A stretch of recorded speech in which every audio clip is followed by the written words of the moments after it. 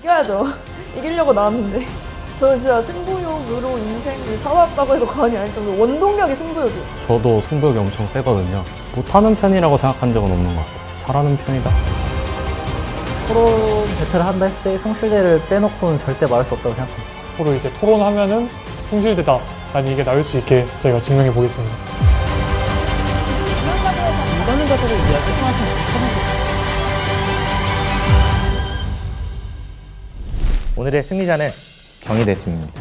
이런 대기업들 주 32시간 일해서 생산성 나오겠습니까? 그건 투자가 아니라 투기죠. 전부 문제가 된다고 보는 입장입니다. 과연 해결이 될까요? 10년간 지속 가능성을 낮추자 고갈 시점을 다시 앞으로 당기자는 말씀과 같습니다. 이것을 지키도록 만들도록 또 감시하도록 하는 것이 더 핵심이라고 생각을 합니다. 이번 대결의 승리팀 숭실대학교입니다.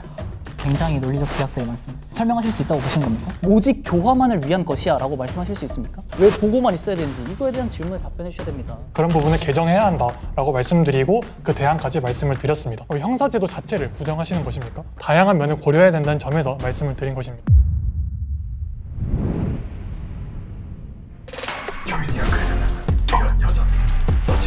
사망 때도 제가 좀 살살 배우거든요. 제 전문입니다. 지금 OECD 평균이 22%지만 구체적인 세원 마련에 대한 방안을 여쭤봤기 때문에 한국의 조세 제도를 잘 이해하지 못하시는 발언 같습니다. 공격해야지라는 생각이 드는 이유가 하고 싶은 말을 못 해서인데 얘는 다 해요. 굳이 막 말 안 해도 지가 다 때리고 있는 말이죠. 이는 숲을 보지 못하고 나무를 보는 것과 같습니다. 저희 전략 얘기 중인데 안 됩니다. 차를 바꿔서 하려고 좋습니까? 타이밍 어떻게 올리냐에 대한 질문을 저희가 한 4번 정도 드린 것 같은데 계속해서 안심소득제 이야기를 해주시고 계신데 의문이 드는 점이 과연 라이프 플러스 토론 배틀 영예 우승자는 누가 될까요? 점수를 공개하겠습니다.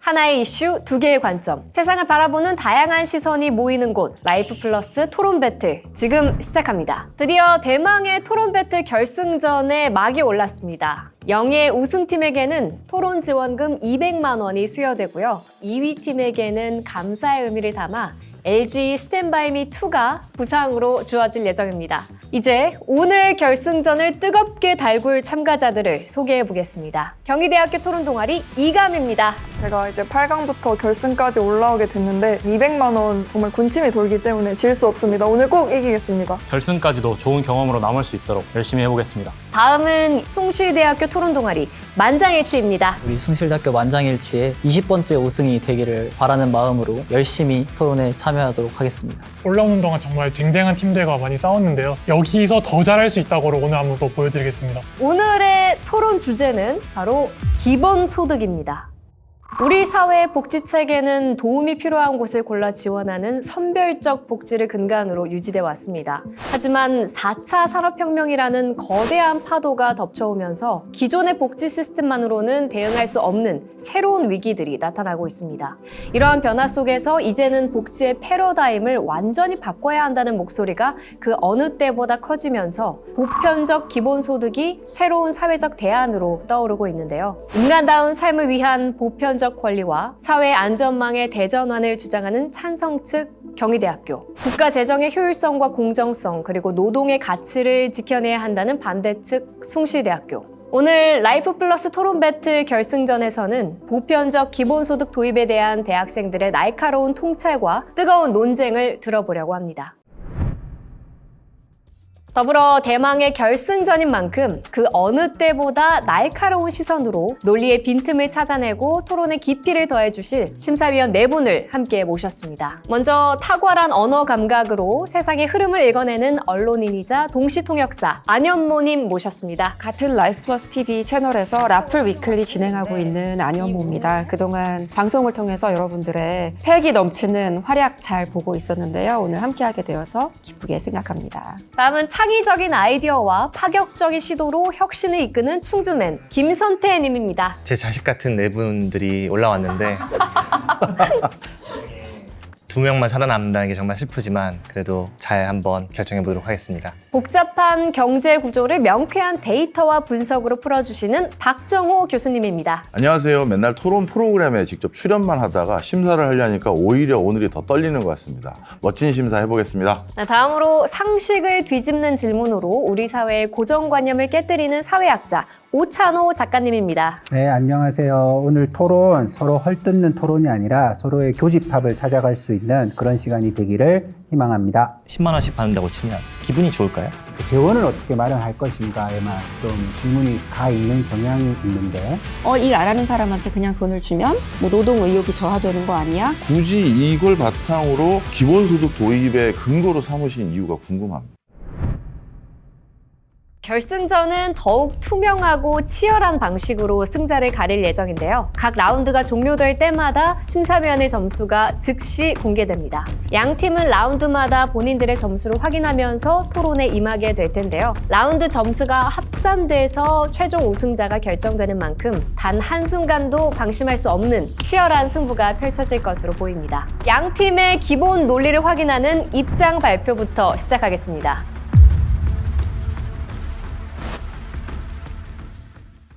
입론 시작하겠습니다.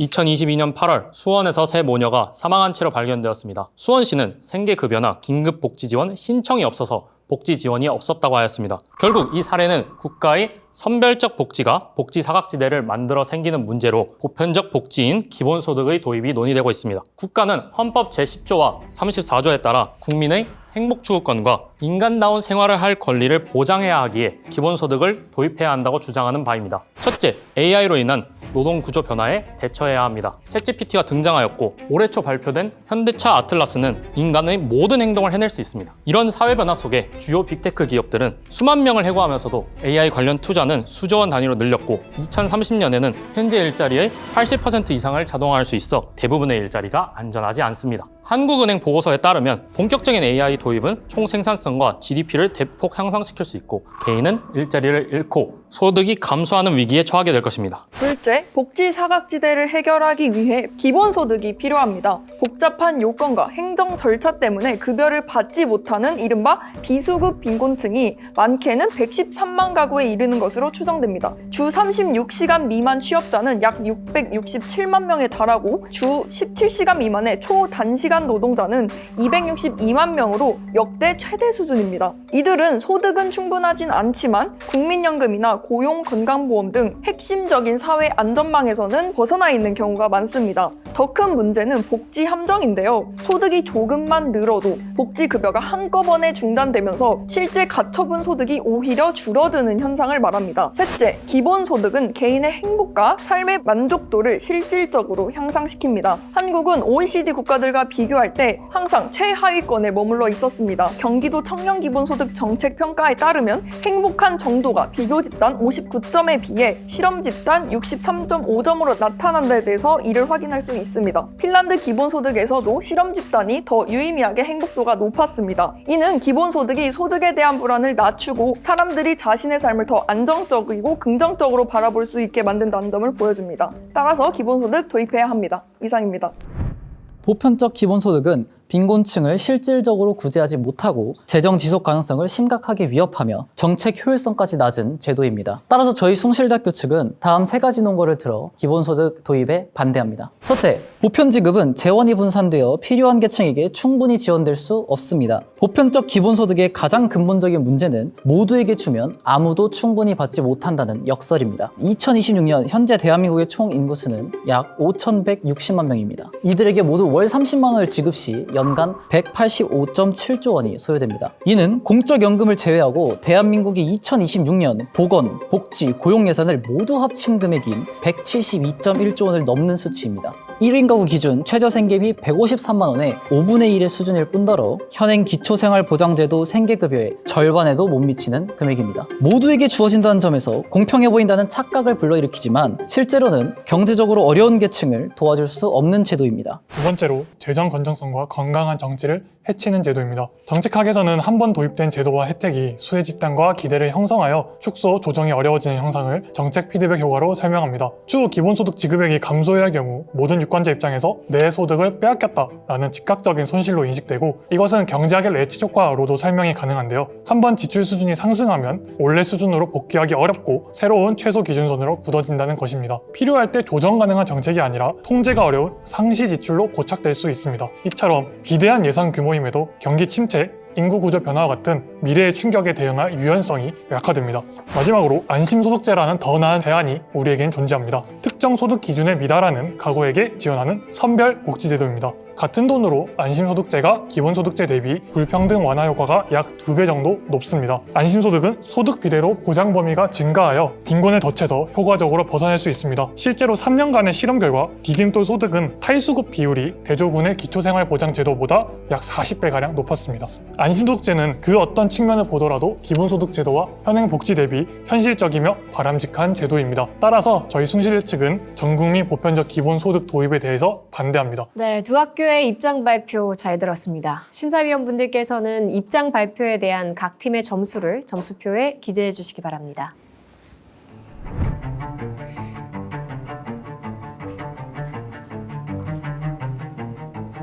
네, 그럼 1라운드 점수 공개하겠습니다.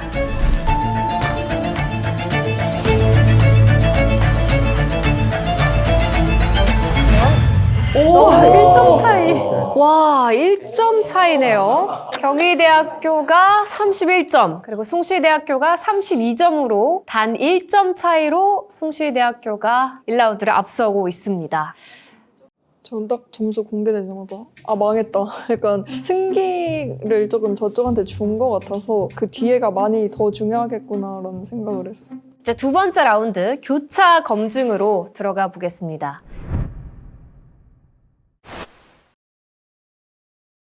상대팀의 논거를 예리하게 파고들어서 주장 속의 허점을 드러내고 우리 팀 논리의 견고함을 증명해야 하는 시간입니다. 지금부터 5분간 숭실대학교의 교차 검증 시작할게요. 월 30만 원의 기본소득안을 마련하셨던데 이것의 재원을 구체적으로 어떻게 마련하실 계획이십니까? 우리나라 이제 복지 지출이 올라야 한다는 점은 저출산 고령화와 이제 직업의 불안정성 때문에 반드시 있어야 된다고 보고 OECD에서 조사한 바로는 현재 복지 예산이 330조 정도로 파악하고 있습니다. 제일 주도권 토론이기 때문에 네네. 저희가 질문드린 것은 네. 그 재원을 어디서 마련하느냐 그래서 입니다. 복지 지출이 자연스럽게 올라갈 겁니다. 그 올라가는 수준에 맞춰서 100 몇십 조 이상이 오를 것이기 때문에 그 재원을 기본소득제에 사용하면 된다는 말씀을 드리고 싶고 네, 추가적으로 구체적인 세원 마련은 없다는 점 구체적으로 그리고 그 방금 말씀하신 것 중에서 180조 원이 오를 수 있다라고 하셨는데 대한민국이 평균적으로 1년간 복지 지출이 어느 정도 늘어나냐면 1년간 약 8% 정도씩 증가합니다. 이것을 예산으로 치환하면 약 10 몇 조 정도가 드는데요. 180조 원을 여기서 증가시킨다고 하면은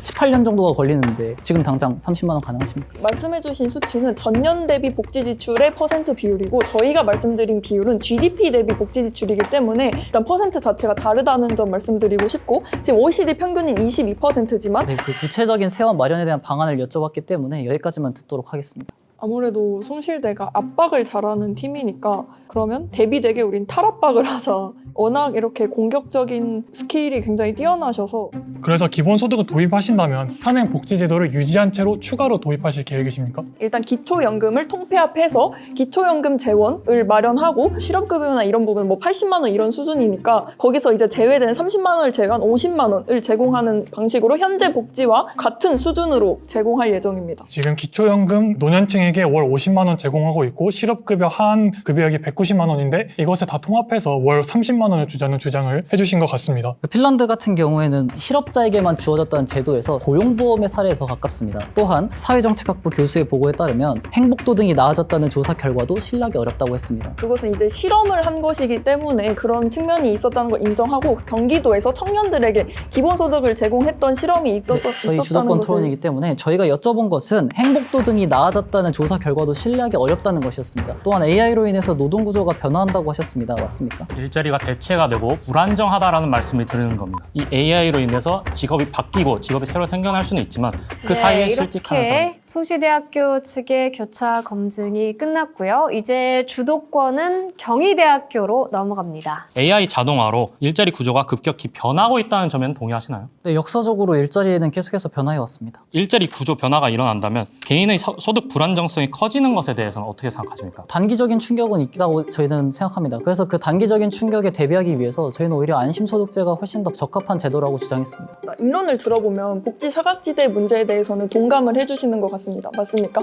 예, 맞습니다. 지금 복지 사각지대는 선별주의, 신청주의 둘 다 인해서 발생합니다. 소득 조건이나 아니면 부양 의무자 조건 등을 보기 때문에 신청을 하지 못하거나 재산, 주소 조건 이런 게 너무 까다롭기 때문에 사람들이 신청조차를 못하거나 신청을 해도 탈락되는 경우가 대부분입니다. 이런 현실에서 선별적 복지가 과연 명확하게 현행 문제를 해결할 수 있을 것이라 생각하십니까? 부양 의무 조건이 폐지되는 것이 안심소득제입니다. 실제로 선별복지인 근로장려금 제도가 2025년부터 이 자동 신청 제도로 변경이 되어서 2년 안에 거부하지 않으면 모든 국민이 받게 되었습니다. 이것처럼 이 신청 제도를 전산화를 통해서 변경하면 충분히 해결할 수 있다고 생각을 합니다. 저희는 이것까지 준비했다고 해서 여기까지도 까지 준비를 했습니다. 뭘 가져오면은 근데 그건 이건데 그냥 계속 반박이. 예를 들어서 생계급여 기준이 현재 76만 원 소득이 있는 사람이 받습니다. 월 80만 원 버는 노동자들은 살기 충분히 힘들지만 76만 원 넘게 벌기 때문에 생계급여를 타지 못합니다. 이러한 소득을 기준으로 그 선별적 복지를 실행을 했을 때 이러한 문제가 충분히 발생한다는 점 말씀드리고 싶습니다. 추가적으로 조건성을 특징으로 하는 선별적 복지가 빈곤층의 빈곤 탈출을 더 어렵게 한다는 이런 점은 인정하십니까? 네, 그런 점 인정하기 때문에 저희는 안심소득제 도입이 필요하다고 말씀드린 것입니다. 안심소득제 같은 경우에는 이 소득이 합쳐졌을 때 금액이 점점 더 커지게끔 설계를 했기 때문에 탈수급 비율이 40배가량 높습니다. 안심소득제로도 충분히 해결 가능한데 왜 기본소득을 해야 되는지에 대한 당위성은 찬성 측께서 더욱더 설명해 주셔야 될 것 같습니다. 여기까지 듣도록 하겠습니다. 두 팀의 양보 없는 치열한 공방 잘 들었습니다. 오천호 작가님은 어떠셨어요? 나중에 끝나면 서로 사이좋게 악수할 수 있는 이런 생각을 일단 들 정도로 달아올랐다 이렇게 생각이 듭니다. 우승에 한 발짝 더 다가설 팀은 어디일까요? 2라운드 점수 공개하겠습니다. 과연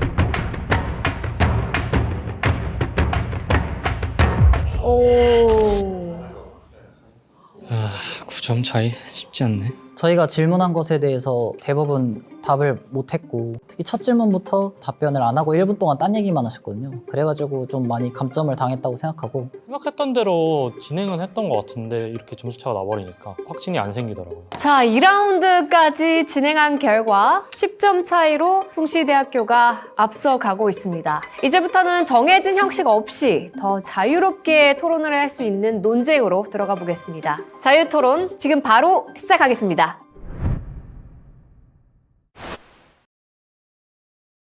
선별에 대한 문제가 크다고 계속해서 주장을 해주시는 것 같습니다. 말씀해주시는 것은 선별에 대한 문제라기보단 신청주의에 따른 문제입니다. 디지털에 대해서 잘 모르시는 분들은 사각지대에 놓일 수도 있습니다. 그렇다면 선별적 복지를 자동화하는 안심소득제 같은 경우에는 충분히 자동적으로 수급이 이루어질 수 있는데요. 왜 그럼에도 불구하고 안심소득제가 아니라 기본소득을 도입해야 되는지에 대한 당위성에 대한 설명이 좀 더 필요할 것 같습니다. 작년 2025년 일어난 사건입니다. 모녀가 병원비를 감당할 방법이 없었습니다. 그런데 기초생활급여를 받지 못하게 됐습니다. 왜냐? 큰 딸이 취업을 했기 때문이죠.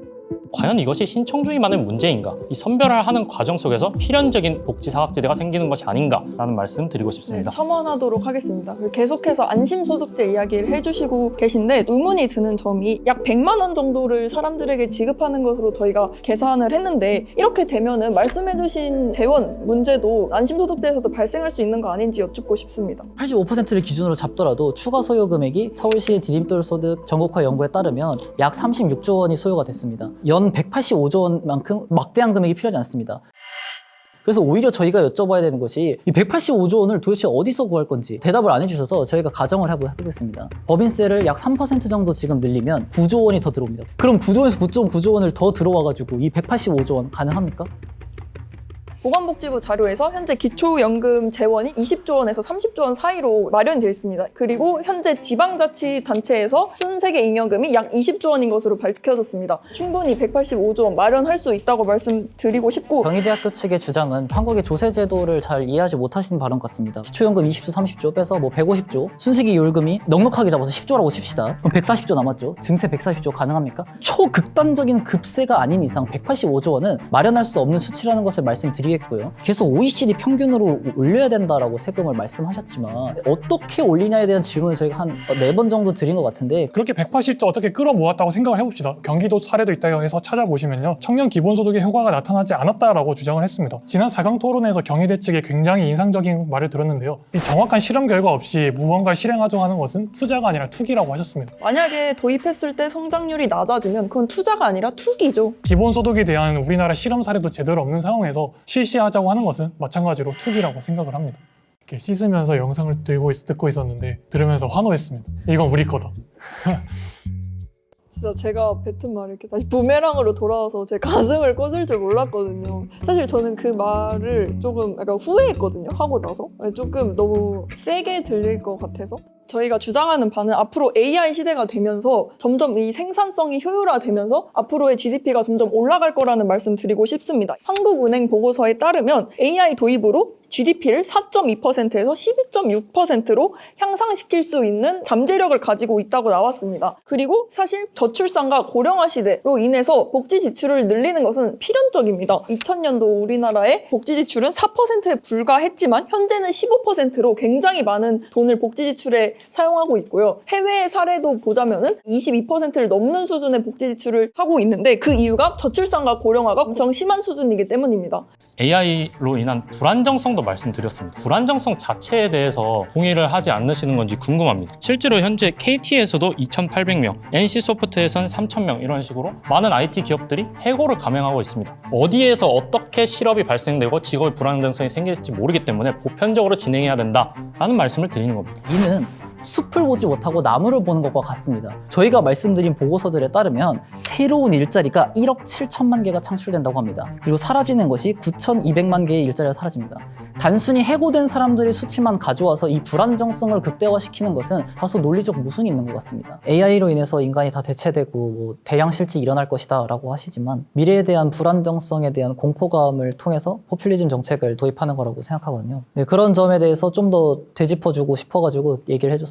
AI 주장만 드린 것이 아닙니다. 복지사각지대 말씀을 충분히 드렸거든요. 초단시간 취업자가 1982년 이후 역대 최대라고 합니다. 실직을 한 후 알바와 공부를 병행하는 사람들이 점점 많아지고 있다. 복지사각지대가 넓어지고 정확히 찾기가 어려워지는 문제에 대해서 말씀 정확하게 드리고 싶고요. 지금 청년 삶의 질의 경우 38개국 중 31위인데 그 이유 중 첫 번째로 일자리와 소득 불만족이 꼽혔습니다. 어떤 복지사각지대가 어디서 생길지 알 수 없으니 모두에게 최소한의 안정적인 소득을 보장을 하는 것이 현재와 미래에 맞는 제도라고 생각을 하기 때문에 이것에 대한 답변을 또 주셔야 된다고 생각합니다. AI가 발달하기 때문에 노동구조가 불안정해진다 하셨지만 AI가 발달하면 선별도 더 잘할 수 있지 않겠습니까? 그만한 일자리를 대체할 수 있을 만한 시대라면은 충분히 선별도 더 잘할 수 있을 것이라는 생각이 들고요. 짧게 답변 드리도록 하겠습니다. AI로 실제로 복지사각지대에 있는 사람들 발굴해봤는데 약 1.7%만이 대상자가 되었습니다. 네, 여기까지 자유토론의 시간이 순식간에 지나갔습니다. 정말 결승전다운 뜨거운 설전을 보여주셨는데요. 심사위원분들은 자유토론에 대한 각 팀의 점수를 적어주시기 바랍니다.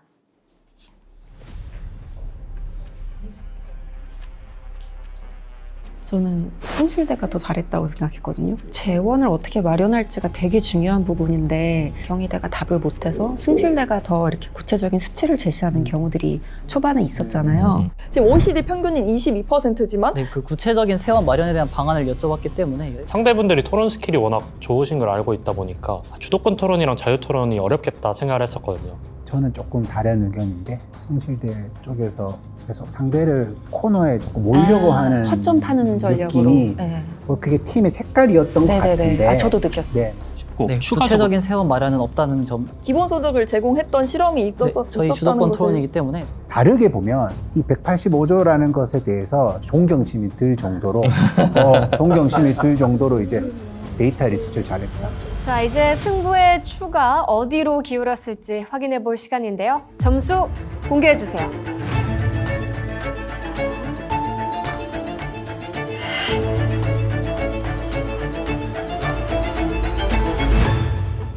오, 점수의 격차가 좁혀졌습니다. 지금 경희대학교 97점, 숭실대학교가 91점입니다. 우리가 말을 잘했나? 180조라는 큰 돈 어디서 가져올 거냐. 어떻게든 늘리면 된다라는 식만 해서 그걸 결국 대책이 없다는 거네요 하고 끝냈어야 되는데 너무 끌고 가니까 저희도 좀 신나가지고 그걸 때리다가 좀 끌려간 게 아닌가. 그게 개의치 않았고 그냥 뒤에 토론에서 무조건 이긴다고 생각했습니다. 이제 판을 뒤집을 수 있는 기회가 더 충분히 열린 것 같은데요. 승부를 뒤집거나 혹은 굳힐 수 있는 심사위원 질의응답 라운드로 넘어가 보겠습니다. 지금 이 순간부터 적용될 결승전의 히든 룰을 발표하겠습니다. 이번 4라운드 심사위원 질의응답과 이어질 5라운드 최종 변론의 점수는 시청자와 출연자 모두에게 공개하지 않습니다. 이제 양 팀은 본인들이 앞서고 있는지 뒤처지고 있는지 알 수 없는 채로 마지막까지 사력을 다해야 하는데요. 오로지 자신의 논리와 진심만을 믿고 나아가야만 합니다.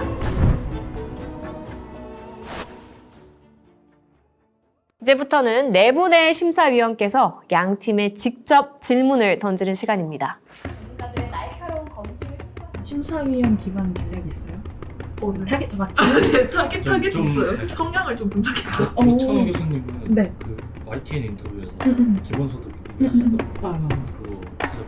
저희 긍정, 이제 부정 다 나눠보고 부정하시는 분은 어떤 걸 이야기해야 좋아할까요? 그럼 먼저 찬성 측인 경희대학교의 질의응답 시간 갖도록 하겠습니다. 제가 알고 있는 기본소득의 큰 의미가 이제 선별적 복지에서 보편적 복지로의 전환인데 그 재원을 어떻게 마련할 것인가에만 좀 질문이 가 있는 경향이 있는데 약간 복지에 대한 우리의 편견이 들어가 있는 거겠죠. 또 기본소득이라는 것이 빈곤층을 도와주는 의미로서만 기능을 하는지 사실 조사를 하다 보니까 이게 너무 제 얘기다라는 생각이 들었습니다. 저는 AI로 인해서 일자리가 없어진다는 게 너무 무섭고 자기 개발을 위해서 학원 다니고 이렇게 합니다. 그런 자기 개발을 할 돈이 공부를 하면서 생겨나기가 참 어렵거든요.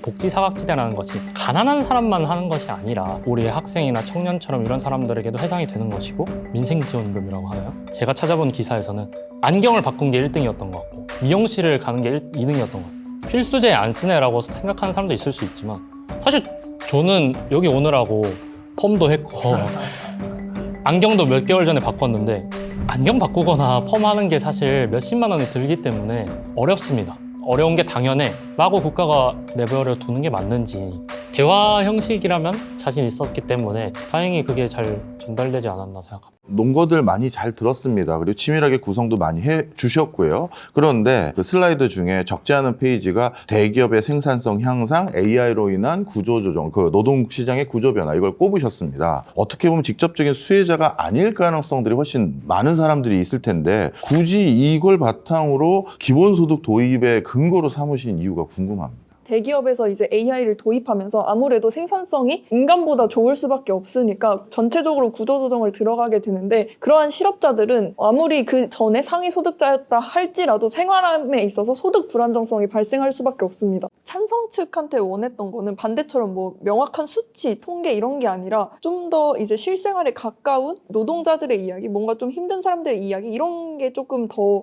와닿으실 것 같아서 기본소득이 가장 좋은 대안 같아서 그 사례를 말씀드린 겁니다.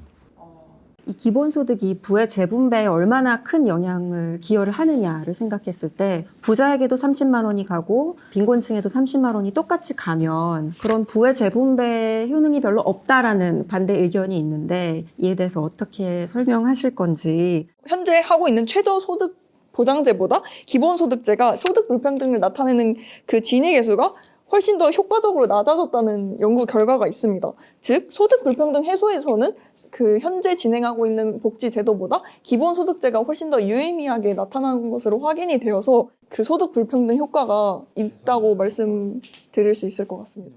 행복은 상대적이지 않습니까? 근데 모두가 다 똑같이 이제 10만 원씩 받는다고 치면 기분이 좋을까요? 썩 기분이 좋진 않을 수도 있지 않을까 하는 생각이 듭니다. 저희가 말씀드리는 그 행복도가 개선된다는 주장은 행복할 수 있는 기틀을 마련해 주는 게 가장 큽니다. 아무래도 이제 소득 불안정성이나 뭔가 소비에 있어서 위축되게 되면은 행복도가 이제 낮다는 결과도 뭐 앞선 토론에서 말씀드렸고 그러한 점을 고려해 봤을 때 좋은 대안이라고 생각을 해서 말씀드린 겁니다. 이 선별적 복지 제도를 진행하기 위해서는 선별 비용이 드는데 이 선별 비용이 생각보다 많이 듭니다. 이런 비용 안 들이고 다 나눠주는 게 오히려 코스트 이펙티브하다. 이렇게 얘기하시는 경우도 있거든요. 혹시 찾아보신 게 있을까요? 그 코로나19 팬데믹 때 재난지원금이 이루어질 때 선별 비용을 사용하면은 약 5천억에서 뭐 8천억 정도가 든다라고 했거든요. 장기적으로 이게 이루어진다 했을 때 진짜 넉넉하게 잡아도 전 10조 원은 안 넘는다고 생각하거든요. 근데 그거를 해결하기 위해 전부 다 30만 원을 준다? 이 빈대를 잡는다고 초과상관을 다 태우는 것이기 때문에 저희는 이렇게 반박했을 것 같습니다. 선별복지 비용이 많이 들 수 있다. 근데 그거에 비해서 기본소득을 주는 돈은 어마어마하게 많은 돈이 들어간다. 또 비유도 저는 잘했다고 생각해서. 언제나 일자리의 변화는 있어 왔죠라고 대답을 하셨는데 지금의 속도와 강도가 그냥 일반적인 보통의 역사적 변화에서 나타나는 그런 일자리의 변화 정도로 우리가 이해되고 있는지.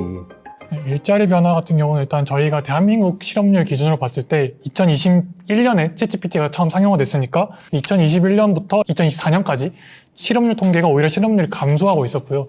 강도가 세고 그런 부분이 있을 수는 있다고 생각을 합니다. 하지만 분명히 그것을 변화하는 과정이고 저도 솔직히 좀 혹했습니다. 처음 조사하면서. 기본소득이 좀 굉장히 이론적으로도 마음에 들고 복지 모두에게 준다 좋았는데 실업급여 폐지하고 이런 돈 저런 끌어모아서 30만 원 주면은 우리 일자리 잃어버리는 거에 대처할 수 있어 라는 대답이 저는 좀 합리적이지 못했다라고 생각을 했습니다. 상호작용이 되는 느낌을 받아서 좀 좋은 흐름이었지 않나 그 기억에 남습니다. 기본소득이라는 개념을 들었을 때 얼핏 드는 생각이 일 안 하는 사람한테 그냥 돈을 주면 뭐 노동 의욕이 저하되는 거 아니야? 경제적인 역동성이 떨어지는 거 아니야? 이런 생각들을 하잖아요. 어떻게 생각하시는지.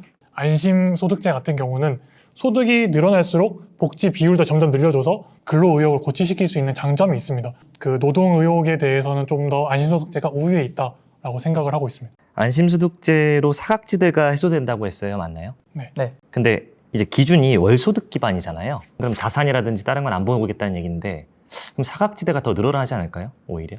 가구 부양 의무에 대한 것이 이제 고려를 안 한다는 것이지 재산에 대한 것은 고려합니다. 그러니까 국가장학금 계산할 때도 전반적인 자산의 수준이나 그런 것들 다 계산하잖아요. 근데 그렇게 하면은 현실 동사무소에 가보면 맨날 싸웁니다. 수급자 나 해달라. 가족이 없고 뭐가 없고. 그러니까 그런 빈틈들이 되게 많거든요. 근데 그거를 일괄적으로 한 번에 하겠다는 게 약간 현실적일지 조금 실무에서는.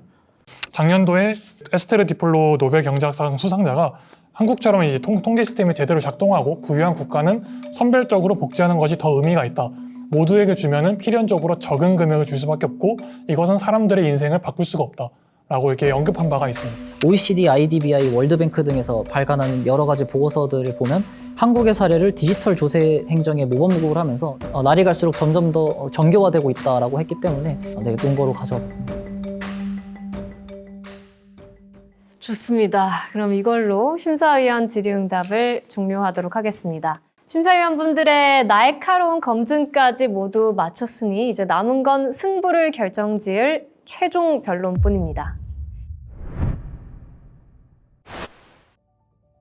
네, 시작하도록 하겠습니다. 현행 복지제도는 누가 더 가난한가를 끊임없이 가려내는 구조 속에서 작동을 했습니다. 그 과정에서 기준에 조금 못 미친 사람들, 그리고 신청하지 못한 사람들은 그 제도 밖에 밀려나게 된 거죠. 소득에 대한 불안이 줄어들 때 사람들은 생존이 아니라 삶을 고민할 수 있게 되고 그 결과 삶의 만족도와 행복 수준 역시 실제로 개선된다는 점을 국내외 사례를 통해서 말씀드렸습니다. 또한 기본소득은 개인에 그치지 않고 사회 전체로도 확장이 됩니다.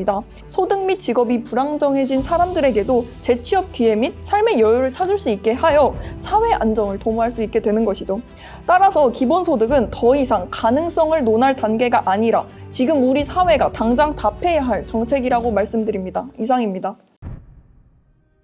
이번 자유토론에서 주요 논점은 크게 세 가지였던 것 같습니다.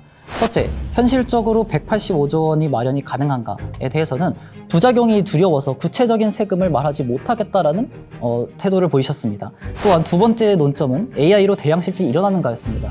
찬성 측께서는 10만 명이 해고될 수 있다는 다소 지엽적인 통계를 통해서 대량 실질이 일어난다는 주장을 해주신 것 같습니다. 또한 경제적 하위 계층에게 어떠한 제도가 인간다운 삶을 이루어주는가에 대해서는 안심소득제라는 대안이 있음에도 불구하고 왜 기본소득을 해야 되는가에 대해서는 충분한 답변을 듣지 못한 것 같습니다.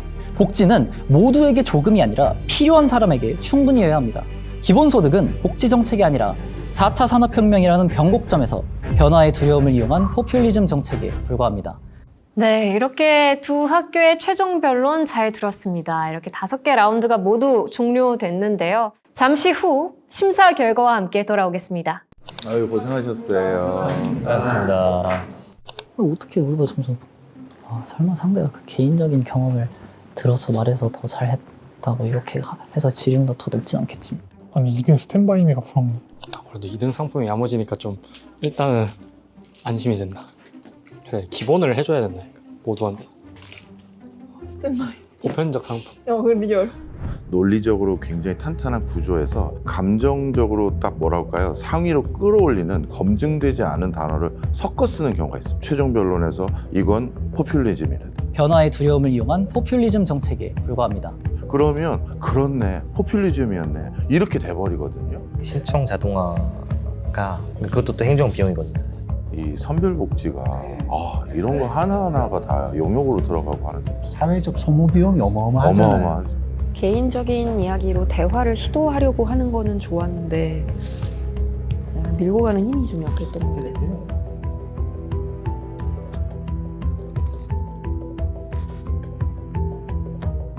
네, 두 팀 정말 고생 많으셨습니다. 이제 심사 결과를 확인해 볼 시간인데요. 네 분께서는 오늘 이 치열했던 격돌 어떻게 지켜보셨나요? 경희대 팀은 지금 우리 사회에서 이 담론이 필요하다는 걸 확 잡아주셨다는 점에서 장점인 것 같고요. 우리 숭실대 팀 같은 경우는 굉장히 객관적인 자료들을 근거로 얘기하려고 노력들을 엄청 많이 하신 것 같습니다. 경희대 같은 경우는 개인의 경험담을 얘기하면서 조금 우리 감정을 움직이는 측면이 있었던 것 같고, 숭실대의 경우는 그때그때 질문이 들어올 때마다 거의 머릿속에서 구체적인 수치를 제시하는 게 굉장히 인상적이었어요. 당황하지 않고. 제가 앞으로 이런 기본소득의 토론을 접하게 될 때 저거 숭실대 사람들이 다 저 이야기했던 건데 185억 저 뭐야? 왜 이렇게 생각이 들 정도로 그 데이터의 정교함에 굉장히 감탄을 했음을, 그리고 경희대 쪽에는 구체적으로 할 수 있다라는 것에 대해서 로드맵을 좀 보여주신 것 같아서 굉장히 크게 감동받았습니다. 머리로는 이제 숭실대, 가슴으로는 우리 경희대 쪽에 더 가까이 간 것 같고요. 과연 라이프 플러스 토론 배틀 영예 우승자는 누가 될까요? 점수를 공개하겠습니다. 점수가 숭실대 324점. 숭실대학교 324점. 과연 경희대학교 324점을 뛰어넘을 수 있을까요? 점수 차이가 크지 않아서 그래도 마지막 질문할 때 그 작가님 표정이 나쁘지 않았네요. 우리 쪽 칭찬을 많이 하시던데. 근데 잘 모르겠어요. 4점 차인데 근데 이랬는데 막 점수 크게 지면은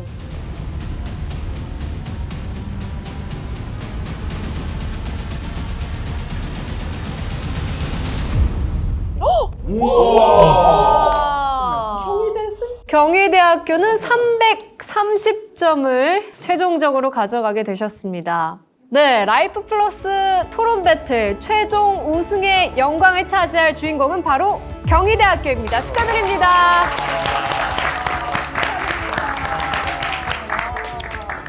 사실 이번 토론하면서 저희도 오히려 입장에 대해서 좀 배우게 됐고, 그리고 들으면서 우리의 입장을 좀 더 어떻게 보완해 나갈지 많이 배웠던 토론이었던 것 같습니다. 너무 말씀을 잘하셔가지고, 그리고 자료 준비도 너무 열심히 하셔서 조금 더 노력해야겠구나라고 생각을 하게 됐던 것 같습니다. 조금 더 노력해서 가슴뿐만 아니라 머리도 충족시킬 수 있는 경희대학교 이감 김민규가 되도록 하겠습니다. 우승이든 뭐든 안 놀라기로 했는데 당연하다는 듯이 받아들이자 하려 했는데 갑자기 점수가 딱 나왔는데 이렇게 돼버린 거예요. 근데 우승하니까 일단 너무 좋았고, 사실 결승인 만큼 너무 치열해가지고 사실 진짜 누가 우승자일지 잘 모르는 상황에서 우승을 하게 되니까 더 기뻤던 것 같고, 그리고 200만 원을 받아서 더 기쁜 것 같습니다. 이렇게 우승을 하게 돼서 우리 경희대학교 이감 전국 1등이다 자랑할 수 있는 그런 타이틀이 생긴 게 너무 기뻤고, 개인적으로 토론을 하면서 토론도 결국에 대화의 하나여야 된다라고 생각하는 사람으로서 대화로 이겼다는 게 좀 뿌듯한 생각이 듭니다. 저는 듣는 사람이 얼마나 설득되는가가 중요하다고 생각하는데, 기본소득에 관해서 반대하는 입장에서 많은 분들을 설득할 수 있게 말했던 것 같아서 토론의 내용에 대해서는 전혀 후회 없고 더 많은 분들이 반대에 공감해 주실 거라고 믿습니다. 마지막 와서 이제 진 게 상당히 아쉽긴 하거든요. 아쉽긴 한데 뭐 어떻겠습니까? 세상에는 또 에드워드 리처럼 기억 남는 2등도 있는 거니까 좀 더 잘해보겠습니다.